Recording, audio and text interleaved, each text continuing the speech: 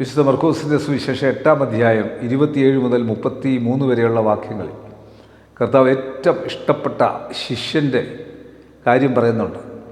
വിശുദ്ധ മർക്കോസ് 8:27 മുതൽ. അനന്തരം യേശു ശിഷ്യന്മാരുമായി ഫിലിപ്പോസിൻ്റെ കൈശരിക്കടുത്ത് ഊരുകളിലേക്ക് പോയി. വഴിയിൽ വെച്ച ശിഷ്യന്മാരോട് ജനങ്ങൾ എന്നെ ആരെന്ന് പറയുന്നതെന്ന് ചോദിച്ചു. യോഹന്നാൻ സ്നാപകനെന്ന് ചിലർ, ഏലിയാവെന്ന് ചിലർ, പ്രവാചകന്മാരിലൊരുത്തി എന്ന് മറ്റിലേറെന്ന് ഉത്തരം പറഞ്ഞു. അവൻ അവരോട്, എന്നാൽ നിങ്ങൾ എന്നെ ആരെന്ന് പറയുന്നതെന്ന് ചോദിച്ചിരുന്നു. നീ ക്രിസ്തു ആകുന്നു എന്ന് പത്രോസ് ഉത്തരം പറഞ്ഞു. അപ്പോൾ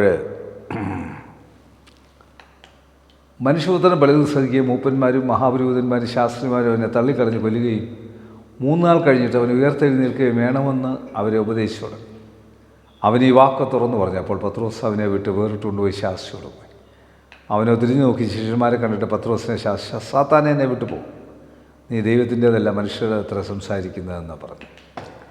കർത്താവ് പരിശുദ്ധാത്മാവിൽ സാത്താനെ നിർത്താൻ ഏറ്റവും ഇഷ്ടപ്പെട്ട ശിഷ്യനെ വിളിക്കുകയാണ്. കർത്താവിൻ്റെ ഇഷ്ടം ചെയ്യുമ്പോഴും കഷ്ടം സഹിക്കാൻ തയ്യാറാകാത്ത പത്രോസിൻ്റെ മനോഭാവമാണ് ഇന്ന് നമ്മൾക്കുള്ളത്.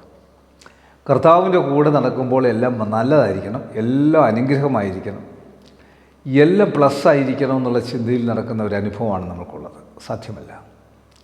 ജീവിത പ്രതിസന്ധികളിൽ കർത്താവിനെ കണ്ടെത്താൻ സാധിക്കുന്ന ആ വലിയ ഒരു അനുഭവമാണ്. അപ്പോൾ ആ അനുഭവത്തിൽ വരുമ്പോഴാണ് നമ്മൾ കർത്താവിൻ്റെ കൂടെ നടക്കുന്നത്, അല്ലെങ്കിൽ നമ്മൾ നടക്കുന്നത് സാത്താൻ്റെ കൂടാണെന്ന് ഓർത്തോണം. അതുകൊണ്ടാണ് പത്രോസിനെ യേശു സാത്താൻ എന്ന് വിളിച്ചത്. എന്നെ നിങ്ങളെ അങ്ങനെ സാത്താൻ എന്ന് വിളിക്കരുത്.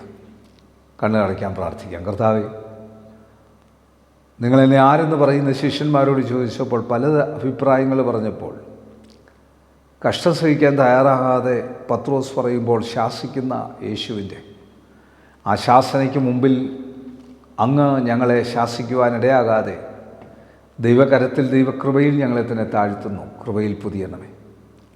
ഈ വചനം കാണുന്ന കേൾക്കുന്ന എല്ലാവരും ദൈവസന്നിധിയിൽ ഞങ്ങളെ തന്നെ സമർപ്പിച്ച് മുൻപോട്ട് പോകാൻ സഹായിച്ചാണ്. യേശുവെ നന്ദി, യേശുവെ സ്തോത്രം, യേശുവെ ആരാധന, യേശുവെ മഹത്വം. യേശു മൂലം പ്രാർത്ഥന കേൾക്കണം നല്ല പിതാവേ. ആമേൻ. God bless U.